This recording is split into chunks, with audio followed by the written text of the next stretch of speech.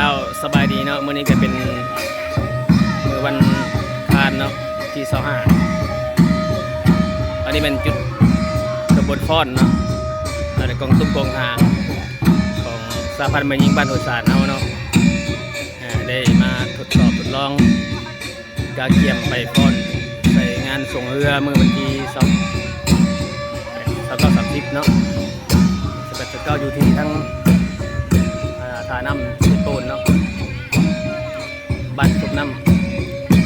ำบนฟ้อนเอาผู้ไทยเนาะของ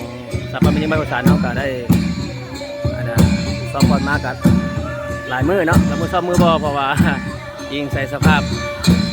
การเก็บเกี่ยวเข้าก็ยังบ่ทันสิ้นเทื่อทางบ้านหัวสานเนาะบางคนก็ยังแต่ว่า80% แล้วที่ได้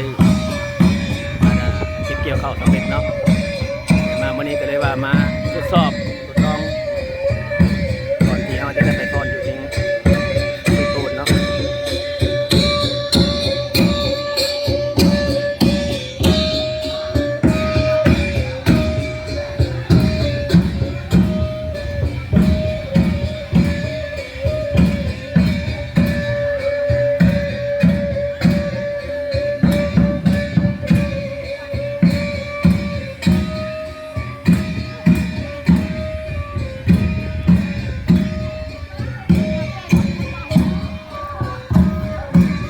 อันนี้เป็นสาวผู้ไทย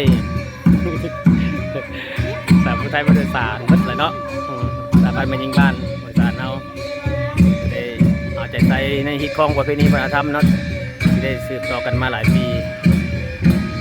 ก็บริษัทบริไลฮิตเก่าของหลังเนาะยังฝังไว้ในคนรุ่นหลานต่อไปเนาะอันนี้เป็นขบวนกองตุ้มกองหางนี่คือเป็นทั้งบ้านอุษานนี่แหละครับจัดขึ้นเนาะโดยเป็นการเป่าสนัยก็โดยอาจารย์สมสนุกแสงรัตน์จะหน่อยเปิดกระสีเป่าให้ประกอบถ่ายทำเถื่อนเนาะ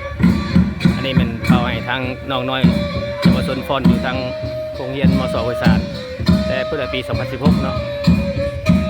กระบวนฟอนเป็นของเอื้อตอนคือกันเนาะอยู่ที่บ้านแดนสวรรค์งานตอนนั้นเนาะ